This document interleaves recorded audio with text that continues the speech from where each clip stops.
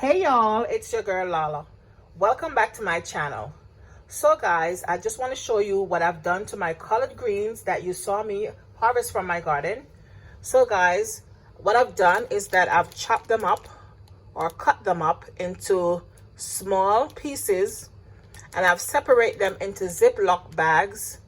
So here I have my hefty Ziploc bag. I have separated my collard greens. I have one bag there. Here is another bag. Here is another bag. Here is another bag. Now, this bag, guys, this is my cabbage.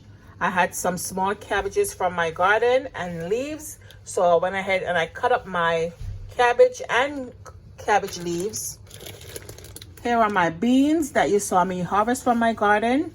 So my beans, I've also cut them up into small pieces and I've put it into my Ziploc bag. Here's another bag of collard greens. And guys, this right here is a green papaya. As you can see the seeds in there.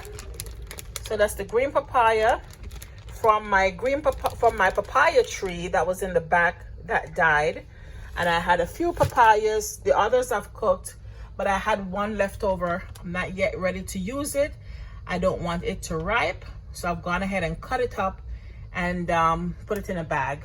So guys, I had them in the fridge because I did this earlier today and I forgot to do my video. So I went ahead and just take them out the fridge for a few minutes, and I'm gonna put them right back into my freezer, and they're gonna stay in my freezer until I'm ready to use them. So right now I still have some radishes in my garden that I'm going to take up as well, because I want to put down another batch of radish to grow, because I want to push the limits to see how much radishes I can get from my garden. So far I have some collards.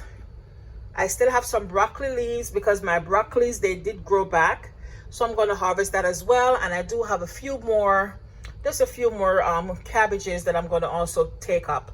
And I might also do this with my kale because I want to see how much kale I can get from my plant. Okay, so that's what I'm doing, guys. I went ahead, harvest my collard leaves because, as you did saw, some of my leaves, the longer you let them stay on the plant, they were turning yellow. I don't want them to turn yellow because I want to use them. And the best way to do right now, because it's getting so warm in Florida, is that you take them off your plant, cut them up, and put them in your freezer. Don't put them into the regular part of your fridge. They will spoil, okay? You want to put them into your freezer for them to be frozen. And when you're ready to use them, you can just thaw them out. So that's it right there, guys. That's how you store your veggies, okay? Again, guys, look at my veggie. My tomatoes. I keep harvesting tomatoes from my plants. Some of these greener ones I got today from the garden. Today's April 2nd. And some of them you can see they're with holes, even though they're green. Though that does not stop the caterpillars and the worms to bite into them.